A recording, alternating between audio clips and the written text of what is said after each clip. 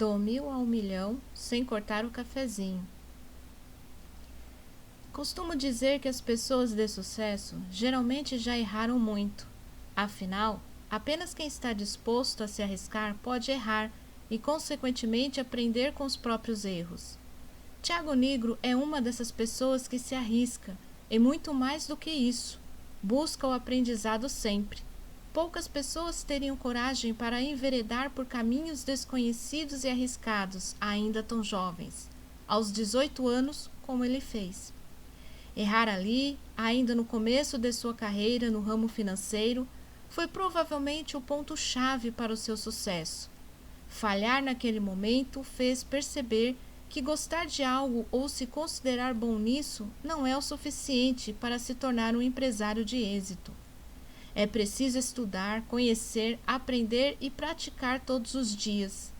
A expertise adquirida por Nigro, após essa experiência, me fez convidá-lo para palestrar em meu curso Fator de Enriquecimento, que é o maior treinamento de inteligência emocional financeira do mundo. E por que eu trago a ideia de inteligência emocional financeira? Porque não basta ter ou ganhar dinheiro. É preciso saber lidar com ele, considerando os sentimentos, os pensamentos e o comportamento de uma pessoa em relação às finanças. Só assim será possível administrar e multiplicar o dinheiro para ter prosperidade e abundância. E para desenvolver essa inteligência, a primeira coisa a fazer é identificar e, se necessário, mudar a mentalidade que você tem em relação ao dinheiro e aos investimentos. É preciso mudar essa mentalidade para ensinar as pessoas a começarem a pensar como ricas e assim se tornarem verdadeiramente ricas. Afinal, que pensamentos têm impedido você de multiplicar seus rendimentos? Você sabe como investir e se acha capaz de fazer isso? Ou desistiu de suas finanças antes mesmo de começar a organizá-las? Nesse quesito, o do 1000 ao milhão se propõe a mudar esses pensamentos limitantes, derrubando o mito de que é preciso ter muito dinheiro para começar a investir e de que apenas alguns são capazes de fazer isso.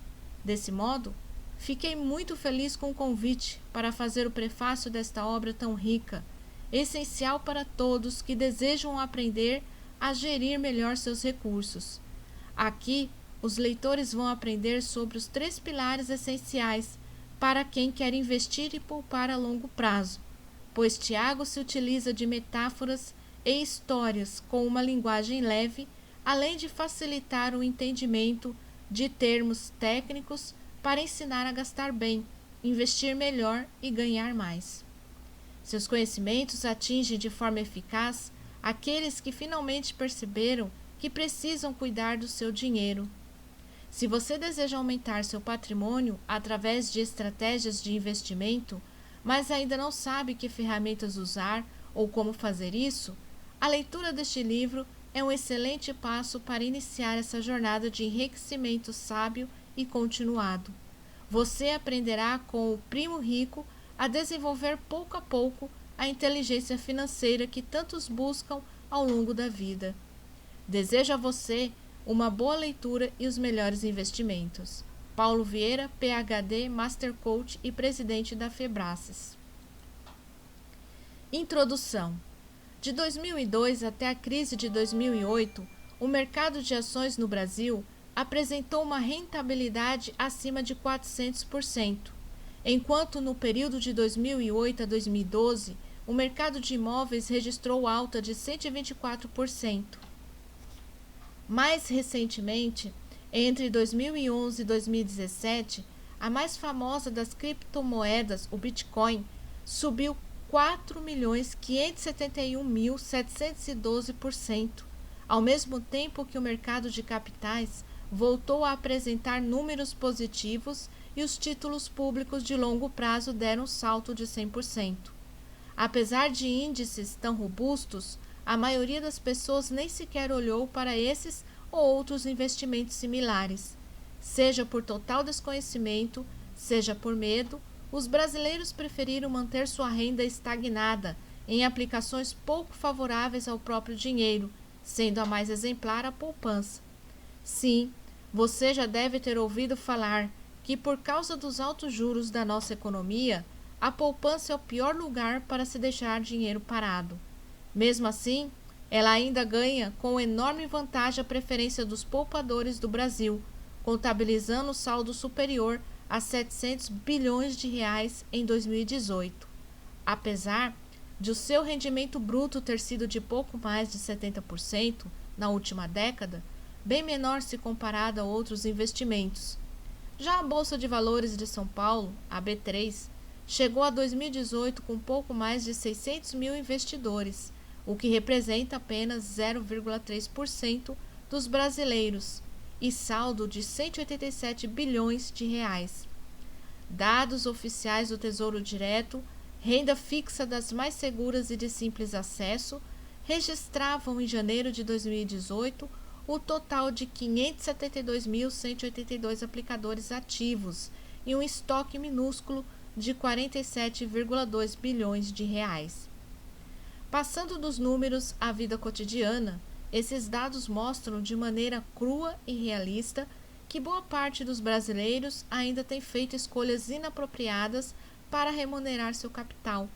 Oportunidades de escalonar ganhos, fazer o seu dinheiro trabalhar por você, no batido jargão das finanças, foram deixadas de lado, pois o dinheiro foi guardado de forma pouco rentável.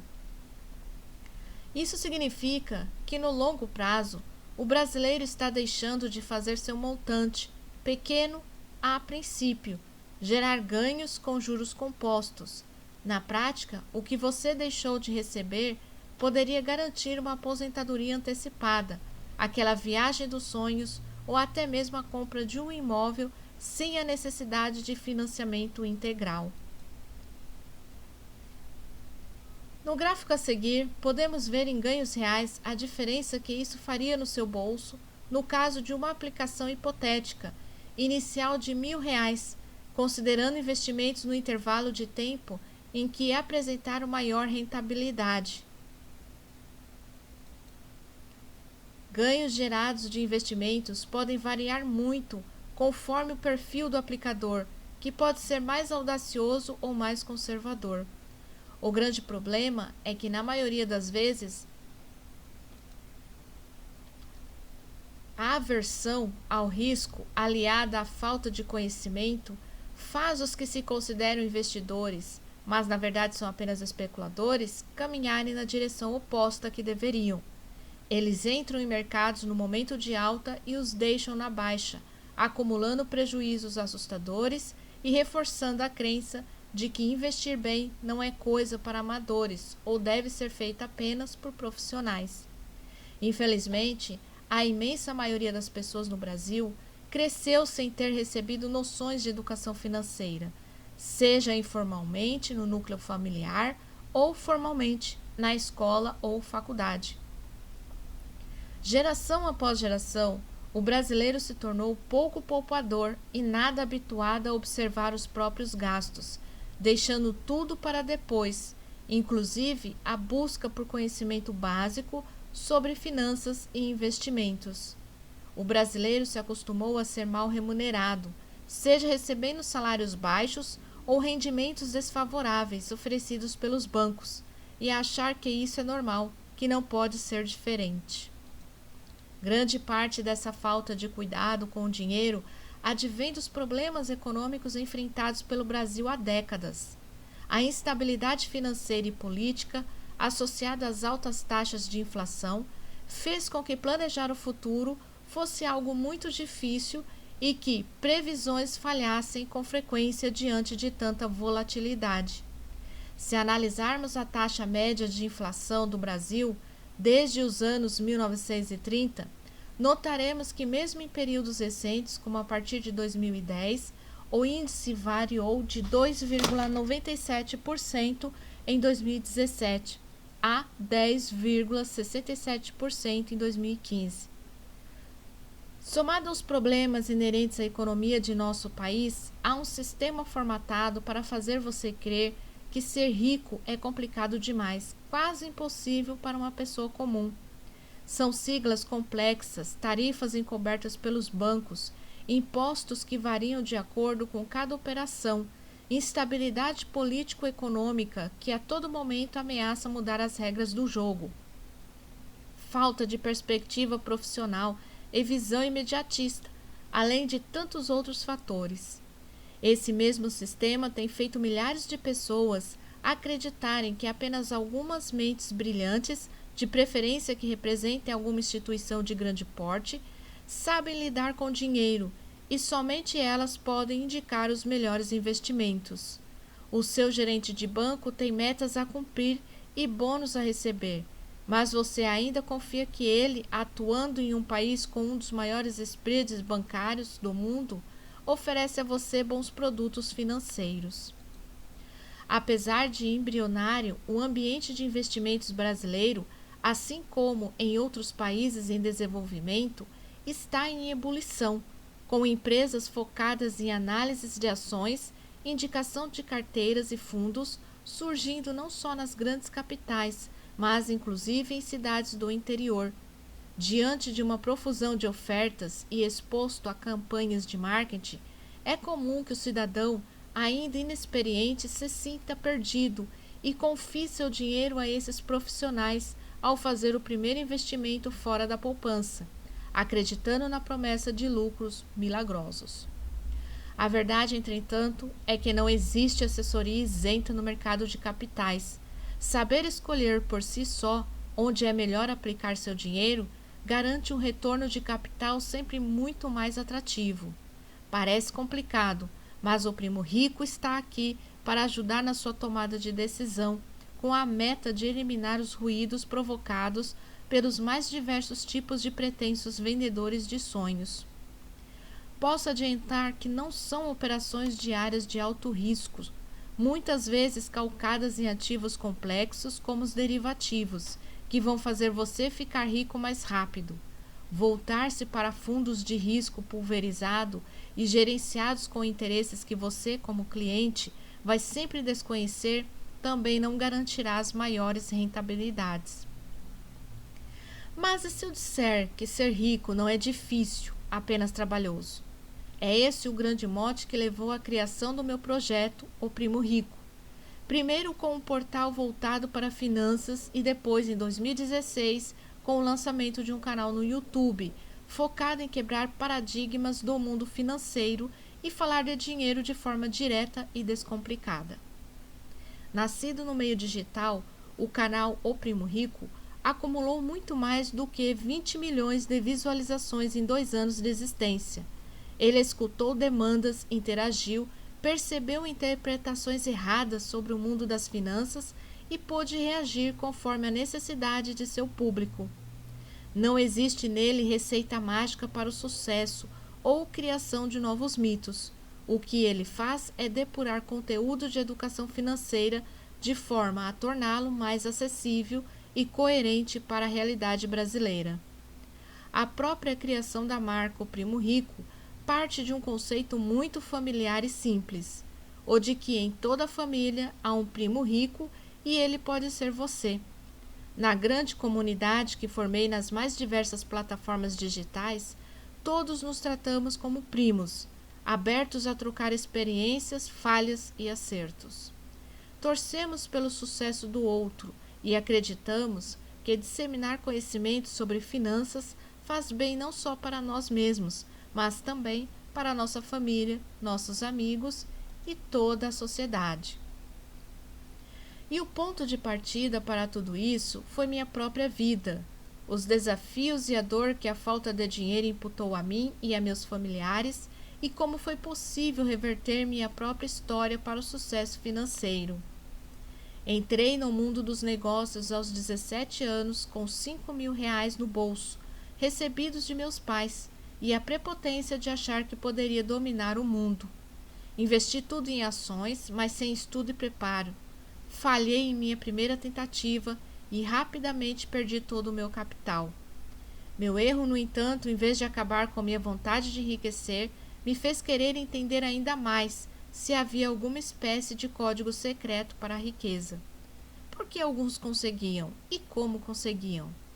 Mergulhei de cabeça nos estudos e, ainda aos 19 anos, acumulei 5 certificações em investimentos. Aos 22, estava à frente de meu próprio escritório de assessoria de investimentos, que ao longo de 5 anos reuniu uma equipe com quase 50 profissionais e somava mais de 5.000 clientes cadastrados. Até minha saída do negócio em abril de 2017, a Mnigro Investimentos havia movimentado 2 bilhões de reais de patrimônio declarado e acumulado, mais de 500 milhões de reais sob custódia.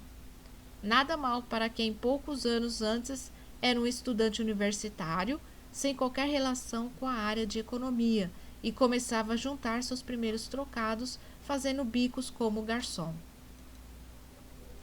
Assim como aconteceu comigo, acredito que qualquer pessoa pode alcançar a riqueza estudando, entendendo o básico de finanças e deixando para trás uma série de preceitos.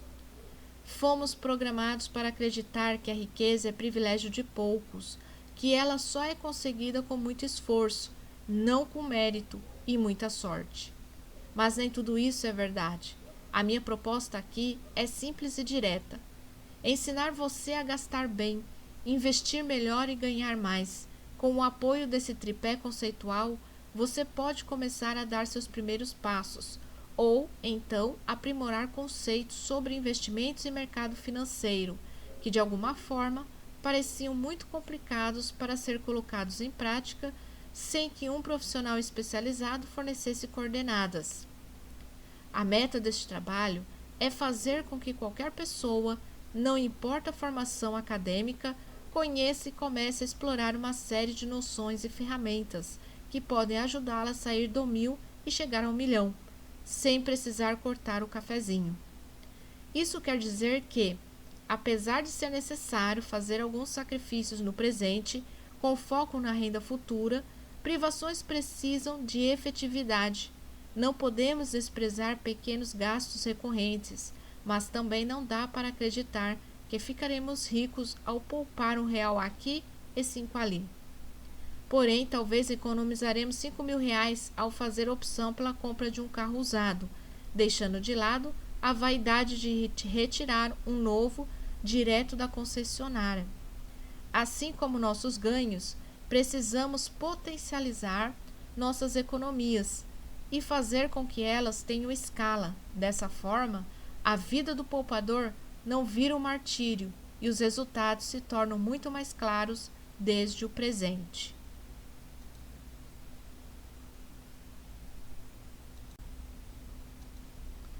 Nesse caminho, em busca do enriquecimento, adianto que será muito importante renunciar ao equilíbrio e à mediocridade. Não existe um grande salto com medidas comedidas. Você não sairá da média se estiver trabalhando como a maioria das pessoas. Mesmo que seja um funcionário exemplar, cumpra seus horários e as tarefas que lhe pedem. Isso nada mais é do que o mínimo que esperam de você ao lhe darem um emprego. Nos momentos certos, é preciso partir para os extremos. Um atleta de alto rendimento não consegue uma medalha olímpica realizando um treino de força comum. Ele foge do padrão e muitas vezes adota práticas não consideradas saudáveis em troca de performance. Em um de meus estudos sobre a riqueza, visitei a casa do campeão olímpico de natação César Cielo e pude comprovar como isso se dá na prática. Ele demonstrou ser uma pessoa simples, mas com foco extremo em seus objetivos. Quando fomos comer, em vez de montar um prato normal e escolher o que tinha vontade naquela hora, ele se serviu com uma quantidade de comida muito acima do normal, com alimentos escolhidos a dedo para suprir de maneira correta sua grande necessidade de energia para os treinos. Toda a rotina dele é voltada para aquela disputa de segundos na piscina, na qual todo preparo, tecnologia, força e métodos devem ser aplicados. Ele relatou seus preparativos para campeonatos e grandes competições. Um atleta que chega a esse patamar treinou muito além do normal para obter os melhores resultados. Na nossa vida é a mesma coisa. Não conheci ninguém que enriqueceu sem trabalhar muito mais do que seus pares e que não fosse intensa em suas ações. O esforço delas, porém, continha valor agregado, foi feito com inteligência. Ninguém deve trabalhar 12 horas por dia apenas em troca de um salário limitado. Se fosse assim, os operários de fábrica mais produtivos seriam os mais ricos da indústria, e isso não acontece, pois o mundo real troca essas pessoas por máquinas, premia apenas por resultado, sem reverenciar o esforço que não traz recompensa.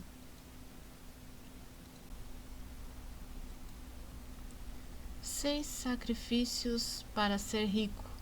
Sacrificar o conforto presente, número 1. 2. Sacrificar o equilíbrio. 3. Sacrificar a mediocridade. 4. Sacrificar a vontade de ser querido. 5. Sacrificar a fragilidade. 6. Sacrificar o perfeccionismo. Por isso, quem está em busca do enriquecimento deve entender que será difícil agradar a todos. Ninguém que ultrapassa limites alcança a unanimidade, pois sempre haverá quem questione seu sucesso. Diga que você não merece o que recebeu, que todas as suas conquistas foram por pura sorte. Será preciso filtrar os comentários para identificar quais críticas são construtivas. Com a fragilidade posta de lado, transformamos as adversidades em progresso, pois grandes saltos nunca acontecem em um ambiente cômodo e controlado. Assim como nas relações humanas, só conhecemos de verdade quem está ao nosso lado nos momentos extremos e de grande pressão. E é nessa hora que afloram as vulnerabilidades, mas também a força. Na economia é na crise que os setores melhoram sua governança e seu controle, cortam custos e criam medidas de segurança. Empresas, assim como pessoas, tornam-se antifrágeis, conceito que entenderemos melhor ao longo do livro, em ambientes hostis. Sabendo disso, podemos deixar de lado a ilusão de que tudo será perfeito. Não somos infalíveis, não dá para acertar em tudo, ainda mais quando é a primeira vez que tentamos algo novo. Quem acredita que sua trajetória será 100%, limpa e sem falhas, está fadado ao fracasso. Os mercados são voláteis, as pessoas mudam de ideia, o futuro é imprevisível. Quem fica muito tempo parado, apenas planejando, pode estar deixando de ver as mudanças acontecendo na porta de casa. O erro, acredite, está entre você e o sucesso.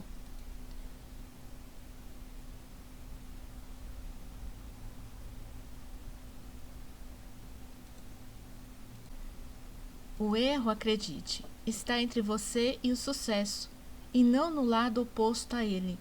É quase sempre nos deslizes que temos a grande chance de encontrar o caminho correto, aparando arestas e corrigindo rotas. E aí, primos e primas, estão prontos? Então vamos lá. Gastar bem, pilar 1. Fique rico, mas não agora. Quando alguém sedentário decide se matricular em uma academia, geralmente está muito animado para mudar sua rotina de exercícios de maneira radical, com a meta de entrar em forma o mais rápido possível. Antes mesmo de pisar na esteira, vai à loja de esportes e compra um tênis novo. Pesquisa na internet sobre aquele cara famoso que perdeu vários quilos. Passa no mercado e enche a despensa de comida leve e saudável. Ao marcar o primeiro treino, ele escuta a pergunta do professor: quantos dias por semana você pretende vir à academia? Assim, prepara um programa focado em suas necessidades. Todos os dias, claro, e pode indicar um treino bem pesado, por favor.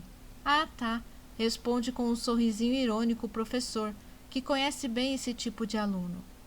Ele não dá a mínima para o que o aluno pediu e entrega uma planilha com apenas 3 dias de exercícios leves por semana. Mas o aluno está empolgado. No primeiro dia, tira selfie no espelho da academia e posta nas redes sociais. No segundo, acaba participando de umas 3 aulas de treino aeróbico e no terceiro dia acha muito baixo o peso especificado pelo professor, coloca o dobro de carga e, apesar de sentir os músculos tremendo, termina satisfeita as séries do dia de treino. Ao fim da primeira semana matriculado, mal pode mexer as pernas. Quando chega o domingo, o atleta ansioso tem que passar o dia inteiro na cama, de tanta dor. Na segunda-feira não consegue ir para a academia, afinal houve um imprevisto no trabalho. No dia seguinte só tem tempo para uma caminhada leve de meia hora, pois está começando a ficar resfriado. E assim passam-se 1, 2, 3 semanas. As visitas à academia que foram diárias na primeira semana logo se espaçam. Essa fuga dos treinos foi comprovada por pesquisadores da Fundação Oswaldo Cruz em um estudo publicado em 2016. Em 3 meses, 63% dos alunos matriculados em academias acabam abandonando os treinos. Ao fim dos primeiros 12 meses, apenas 4% das pessoas continuam realizando a atividade física. Essa estatística negativa e assustadora é uma excelente metáfora para começarmos a falar de dinheiro. Assim como na academia, a maioria das pessoas que começa seus estudos em busca da riqueza pensa que só serão necessários alguns poucos dias de dedicação máxima para sair da estaca zero e chegar ao primeiro milhão. Elas começam muito animadas, preenchendo planilhas complexas, anotam cada centavo gasto a todo momento, acessam a conta bancária para ver o que está acontecendo. Mas, assim como no nosso exemplo inicial, aquela garra aos poucos vai se dissipando. É um gasto inesperado que entra, uma conta que parece impossível de ser cortada, muito estudo que precisa ser colocado em dia. O desânimo logo bate na porta de entrada e a vontade de continuar desaparece. Tentamos acelerar passando do 0 ao 100 antes mesmo de avançar pelo 1, 2, 3 e assim por diante. Sem passar por todos os degraus necessários, é impossível chegar ao fim da jornada e nossa força de vontade acaba ficando pelo caminho. O próprio perfil do poupador brasileiro demonstra que o exercício de pensar em longo prazo não é algo arraigado em nossa cultura. De acordo com pesquisa realizada pelo Banco Mundial em 2014, compilada por José Roberto Rodrigues Afonso, pesquisador da Fundação Getúlio Vargas, apenas 3,6% dos brasileiros acima de 15 anos economizam pensando na velhice. Nossa falta de traquejo para a acumulação de capital nos coloca atrás de países como Argentina, Índia, Chile, Colômbia e Rússia. Mais longe ainda estamos de nações desenvolvidas como os Estados Unidos, em que 45,1% poupam pensando na aposentadoria, e a Alemanha, onde 55,1% da população age dessa forma. O mais interessante é que o relatório de Afonso ainda aponta que o problema não faz distinção social, sendo que, dentre os 60% mais ricos da população brasileira, apenas 4,7% têm o hábito de poupar. Se considerarmos os 40% mais pobres, a aptidão para guardar dinheiro cai a menos da metade, para 2,1%. Na média, entre 31 países considerados de baixa renda, continuamos na lanterna, uma vez que, mesmo nessas nações menos favorecidas, 8,3% da população, de acordo com o Banco Mundial, faz algum tipo de poupança. Lidar com dinheiro exige disciplina, comprometimento e estudo, mas, acima de tudo, uma grande mudança de mentalidade, o tal do mindset. E por mais que pareça fácil e que você tenha nas mãos as ferramentas certas, fica difícil um projeto de longo prazo dar certo se você gasta todas as fichas logo no começo e não aprende, pouco a pouco, a mudar hábitos e a forma como se comporta com o dinheiro. Não podemos esperar que alguém que mal se levanta do sofá se torne um maratonista em 2 semanas. Da mesma forma, você não pode ter a pretensão de se tornar um as das finanças quando há poucos dias mal acompanhava a sua movimentação bancária. É também preciso considerar que você está inserido em uma cultura em que poupar não faz parte do dia a dia, nem é ensinado de forma programada nas escolas ou em casa. Algumas táticas, no entanto, poderão melhorar sua assertividade em busca de caminhos melhores para sua renda e vão ajudá-lo nessa busca por autoconhecimento para alcançar resultados financeiros mais perenes. Apesar de o primo rico não pregar que existam receitas milagrosas e passo a passo que se apliquem a todos os tipos de pessoas e suas particularidades, a organização de algumas ideias favorece muito a iniciação do não poupador na cultura do investimento. O exercício de autoanálise pode ser feito a partir de uma série de ferramentas que apresentarei nas páginas seguintes, pois o entendimento das próprias limitações facilita a mudança concreta de atitude. Vale ainda lembrar que trilhar esse caminho rumo à independência financeira não se trata apenas de ganância ou amor excessivo ao dinheiro, como muitos gostam de pregar. Ao contrário, pode ser essencial para encontrar equilíbrio emocional nos mais diversos aspectos da vida. Estar de bem com o dinheiro nos permite usufruir bens e coisas que vão além do essencial para sobreviver, tornam nossa rotina muito mais prazerosa e abrem caminhos para que exploremos mais lugares, hobbies e experiências. É poder ter um conforto extra em casa, alimentar-se bem todos os dias, ter a possibilidade de planejar uma viagem diferente em família, em um grau avançado, permite que a pessoa não dependa de emprego algum para o próprio sustento. Por conta de tudo isso, é errado entender que buscar a liberdade financeira se trata apenas de acúmulo de capital. Essa liberdade é uma meta que deveria ser traçada em paralelo à da felicidade e faz parte da realização plena de toda pessoa. As pessoas que defendem que dinheiro não faz parte disso, geralmente são as que não têm dinheiro. Em termos práticos, a fórmula matemática da independência financeira é muito simples.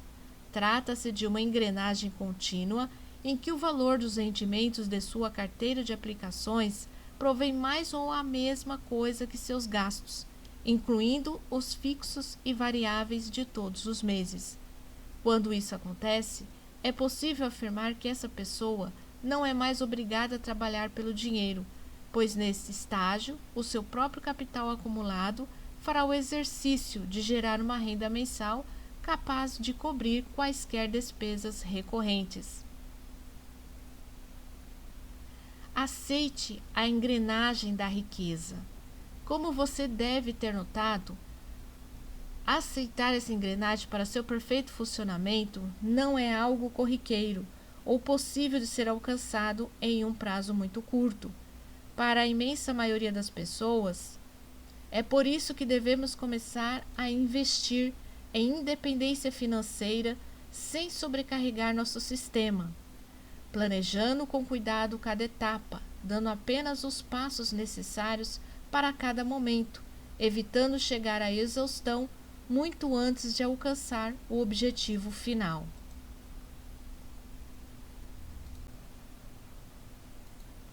Um mercado sem investidores. Todos que aplicam dinheiro na bolsa de valores se consideram investidores, ostentam ganhos, dividendos e operações, até que o mercado entre em compasso de baixa ou alta extrema. Nesses momentos de vales e picos, a maioria das posições de investimento, mesmo aquelas que se diziam de longo prazo, entra em ebulição. Pouquíssimos conseguem racionalizar a situação e têm condições de operar quando a bolsa cai ou sobe demais, seja por desejo de obter lucro rápido, por medo ou por crença em rumores. A verdade é que as pessoas, sobretudo as que operam em mercados emergentes, tendem a agir de acordo com a maioria, sob o chamado efeito de manada. Por causa desse comportamento, com certa frequência, os preços das ações são insensatos. Quem afirmou isso foi o mega investidor Warren Buffett, em um artigo publicado na primeira edição em português de um dos principais guias de investimentos do mundo, O Investidor Inteligente, do pioneiro investidor norte-americano Benjamin Graham. No texto, Buffett definiu: quando o preço de uma ação pode ser influenciado por uma manada em Wall Street, com preços estabelecidos na margem pela pessoa mais emocional, mais gananciosa ou mais deprimida, é difícil defender a posição de que o mercado sempre gera cotações racionalmente. Buffett se referia aos chamados especuladores de mercado. O que pouco se fala, no entanto, é que quase todos que operam na bolsa são especuladores, mesmo quando se auto-intitulam investidores. Como Graham explica em seu livro, uma operação de investimento é aquela que, após análise profunda, promete segurança do capital investido e um retorno adequado. As operações que não atendem a essas condições são especulativas. Estudos sobre esses movimentos inesperados no mercado de ações ganham cada vez mais espaço na literatura de finanças comportamentais. Essas teorias concordam com a suposição de que preços de ativos podem se movimentar de forma aleatória, sem que, em algumas ocasiões, estejam de fato embasados nos aspectos financeiros da empresa negociada. O comportamento de manada ocorre quando um grupo de investidores negocia o mesmo ativo, na mesma direção do mercado, em um certo período, ignorando suas próprias informações e crenças a respeito dos preços dos ativos. Um dos maiores investidores, pessoa física da Bolsa, Luiz Barsi, detalhou um pouco de seu entendimento sobre o assunto, de forma muito didática, em uma entrevista concedida a mim em meu projeto O Código da Riqueza. Quando eu recomendo a alguém que faça uma carteira de ações de previdência, a primeira coisa que eu digo é que você tem que incorporar o espírito do investimento, o sentido de parceria. É preciso saber que não se está comprando a ação pelo simples ato de compra. Você está comprando ações de um projeto que pode ser bem-sucedido. Para fazer isso, eu analiso duas características. O projeto tem que estar em um setor perene e que produz sustentabilidade. Para Barsi, o argumento de que investir na bolsa é muito arriscado ou pode levar uma pessoa à falência é puramente especulativo. O cidadão que fala isso não sabe que uma Klabin, empresa do setor de papel e celulose, tem 120 anos de existência. Muitos bancos quebraram nesse período, mas a Klabin não quebrou e existem muitas outras empresas nesse patamar. Você investe seu dinheiro, seja em fundos, tesouros, CDBs ou ações, pensando no longo prazo? Você fez um investimento em um título pensando no resgate dele em uma década? No terceiro ano, o Brasil entra em crise e o valor do título começa a cair. Você o vende o mais rápido possível? Você tem R$1.000 para investir em ações. Estudou diversas empresas e se decidiu por uma. Você olha o preço dessa ação antes de comprá-la e isso pode influenciar seus planos? Você acredita que, além de estudo, ganhar um rendimento adequado com investimentos em fundos, ações e renda fixa, entre outros produtos financeiros, depende de sorte? Baseado nos pensamentos desses grandes autores citados anteriormente, entendi que, mesmo quando bem instruídas, a maioria das pessoas continua a olhar para o mercado de capitais com receio e prefere agir de maneira especulativa, sem avaliar o valor intrínseco das empresas disponíveis. O verdadeiro investidor não deveria sentir um frio na espinha quando faz um grande aporte. Tendo estudado e compreendido o potencial daquele negócio e após ter incorporado o sentimento de ser sócio da empresa, a sensação deveria ser de conforto e sucesso, não o contrário. Sabendo disso, entendemos que a primeira pergunta, na verdade, não passa de um pleonasmo. Todo investimento real é de longo prazo. Portanto, aquele que pode se mover conforme condições momentâneas de mercado é apenas especulativo. Se você avalia responder com um sim à segunda questão, também está especulando. Sabemos que turbulências políticas e econômicas são cíclicas, especialmente no Brasil, e esse não deve ser o único fator a ser considerado no resgate de um aporte. Já o terceiro ponto exige um grau de maturidade e estudo maior do potencial investidor. Existem estratégias como Value Investing, falaremos sobre isso adiante, que envolvem a busca por boas empresas que estão sendo negociadas a preços baixos, provavelmente influenciadas por movimentos especulativos. Mas o preço da ação, em teoria, não deve ser fator primordial na tomada de decisão de compra. Quando o investidor estuda uma empresa, reconhece seu potencial de crescimento e, por consequência, entende que sua ação também se valorizará ao longo do tempo, mesmo que esteja cara ou barata hoje. Por fim, quem responder com sim à indagação número 4 também continua no campo da especulação. Não existe sorte quando se conhece com profundidade os preceitos do produto em que se colocou o dinheiro, seus desafios e vantagens comparados a outras alternativas existentes no mercado. Quando eu trabalhava no mercado financeiro, diversas vezes me deparei com clientes que se consideravam investidores, mas, na verdade, nunca conseguiram sair do patamar da mera especulação. Ter dinheiro aplicado em ações não torna ninguém um especialista no assunto, pronto para tomar as melhores decisões. Mudar o mindset de uma pessoa imediatista não é algo simples. Pensar no futuro e não no lucro imediato pode ser uma tarefa hercúlea, se você não tem um objetivo muito claro e não estuda o mercado para saber como e por que, em alguns momentos, ele não se comporta de maneira regular. Mas se atuar como um investidor é muito melhor para o meu futuro, porque o mercado está repleto de especuladores. Responderei com alguns exemplos de clientes com quem já trabalhei. Eles recebiam instruções e opções de investimento, mas sempre coube a eles mesmos tomar a decisão final sobre o que gostariam de fazer com o próprio dinheiro.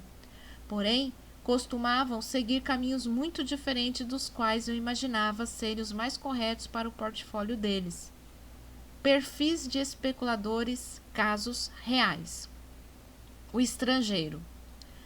Asiático empreendedor que vivia no Brasil há algum tempo, procurou nossa equipe para fazer um aporte de renda variável, mas após poucos meses chegou furioso ao escritório, gritando que havia perdido seu dinheiro depois de ser influenciado por um dos funcionários. Nos reunimos em uma sala e explicamos em detalhes que o dinheiro dele continuava seguro, pois a queda era totalmente relacionada a uma turbulência momentânea da bolsa, e a sua carteira tinha empresas com bons fundamentos de longo prazo. Mal terminamos a conversa, ele abriu o computador no meio de todos e passou a fazer solicitações de compra, sem pensar ou estudar, pois agora entendia que qualquer ação voltaria a subir no futuro próximo. Chegou a dizer que iria aumentar suas apostas. O funcionário. Um trabalhador recebeu uma ação trabalhista importante e investiu tudo o que recebeu em ações. Ele até sabia administrar as perdas, mas toda vez que enxergava alguma oportunidade de realizar lucro rápido, não conseguia aguentar e vendia suas ações sem pensar.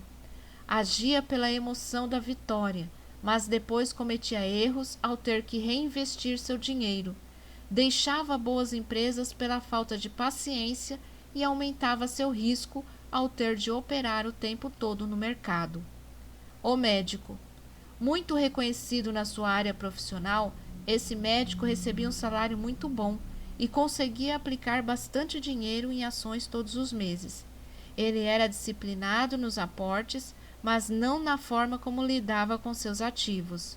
Era apaixonado pelas oportunidades e achava que, por já ter certa idade, investir nunca poderia ser algo de longo prazo.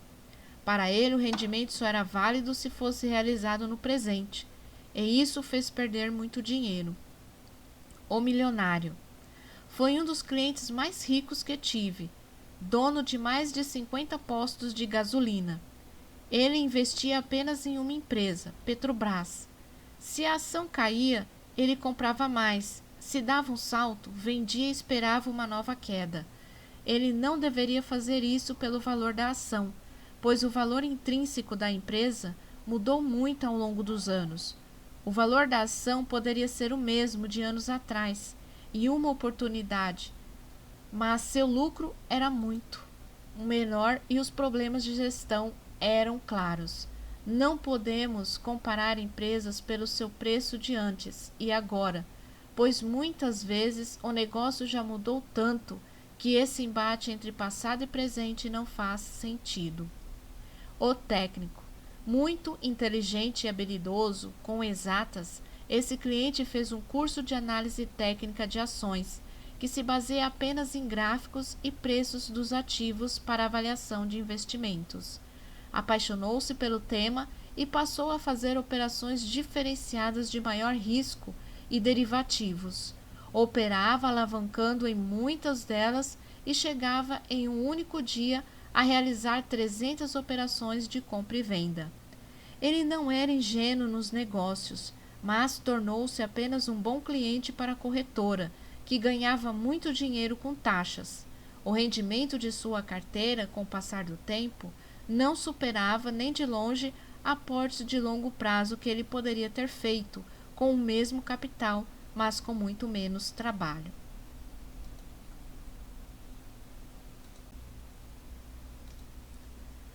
Como aponta Décio Bazin em uma das bíblias de investimentos no Brasil, o livro Faça Fortuna com Ações, o especulador, mesmo que queira, não consegue se livrar do seu vício ou paixão, que é o lado especulativo do mercado. Bazin ainda ressalta que, ao contrário do que a mídia prega, os especuladores não são essenciais para a bolsa de valores, pois eles só negociam as poucas ações que já têm liquidez. Se essa liquidez não existisse, não seria possível negociar os papéis dos especuladores, que não têm residência permanente em qualquer setor do mercado financeiro. Estariam levando seu capital para outro destino, pontua. Quem especula se submete repetidas vezes ao risco da ruína. Pode haver 1, 2, 10, 50 dias de sucesso, mas se no 51º dia o erro for muito grande, talvez não haja mais capital suficiente para retornar ao mercado no dia seguinte. Daí é que surgem as famosas lendas urbanas da bolsa. Puxa, eu pensei em investir na bolsa, mas meu amigo colocou 50 mil reais lá e perdeu tudo. Então vou comprar um imóvel para fazer renda. Quando o assunto é ações, eu só invisto 25% do que tenho. É muito arriscado, sou conservador. Se você for além disso, só pode ser maluco. Eu comprei ações, mas contratei também uma operação que pode garantir um preço mínimo de venda, embora tenha custos. Assim estou bem seguro de que não vou perder todo o meu dinheiro. No caminho de construção da riqueza, a especulação ingênua não pode ter espaço. É importante ressaltar que existe o especulador profissional de mercado, que tem como metodologia de trabalho realizar um grande volume de operações de curtíssimo prazo. Ele é especializado e dispõe de ferramentas adequadas que lhe conferem agilidade e controle de riscos, ao contrário de quem especula apenas por desconhecimento. Diversos estudiosos do mercado financeiro apontam que é o especulador do mercado que dá liquidez à bolsa de valores, pois é ele que faz um grande volume diário de operações, sempre comprando ou vendendo ações. Por isso, sugiro que você avalie qual é o seu perfil e, com base nessa reflexão, pontue quais passos precisa tomar para o mais rápido possível tornar-se um investidor de verdade, que percorre um caminho seguro rumo ao seu primeiro milhão. Investir ou especular? Aspirante. Ainda não consegue investir. Não tem a consciência de que precisa investir o que ganha. É o famoso poupador, que até pouco tempo só conhecia a caderneta de poupança. Acabou de descobrir as maravilhas do tesouro direto e por isso não deixa a renda fixa. Especulador iniciante. Negocia ações sem pensar no valor da empresa, mas apenas no preço da ação. Não investe na empresa, pois encerra sua posição todos os dias no pregão. Acredita que a sorte faz parte do mercado de ações, fica viciado no jogo. Corre risco de falência ao operar diversas vezes e, à medida que sofistica suas ações, opta por produtos ainda mais voláteis. Investidor. Nunca compra ou vende ações baseado no preço delas no momento, mas sim nos fundamentos da companhia. Não faz day trade desnecessariamente ou pretende ganhar dinheiro com operações de curto prazo, que geram custos excessivos com corretagem. Faz aportes pensando na velhice e aposentadoria. Entende o poder dos juros compostos. Anamnese financeira. Na academia, antes de começar qualquer exercício físico, precisamos primeiro passar por um exame médico. Avaliar nosso estado inicial ajuda a entender de qual ponto partimos e quais metas são realistas para nós.